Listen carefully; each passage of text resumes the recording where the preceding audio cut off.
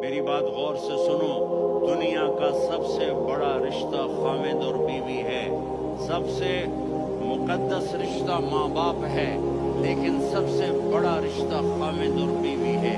جب یہ ٹوٹ جاتا ہے تو پوری نسل برباد ہو جاتی ہے۔ اس لیے آپ نے زندگی گزار کے دکھائی، آپ گھر میں جھاڑو دے رہے ہیں، آپ آٹا گوندھ رہے ہیں، آپ حضرت عائشہ کو لقمے بنا کے کھلا رہے ہیں، اور حضرت عائشہ کی دلداری کے لیے فرما رہے ہیں، عائشہ سننا حدیث طبرانی کی، عائشہ انہو لیہون علی الموت ان اریدک زوجتی فی الجنہ۔ عائشہ مجھے جب سے پتا چلا ہے نا کہ تو جنت میں میری بیوی ہے تو مجھے تو مرنے کا شوق لگ گیا ہے۔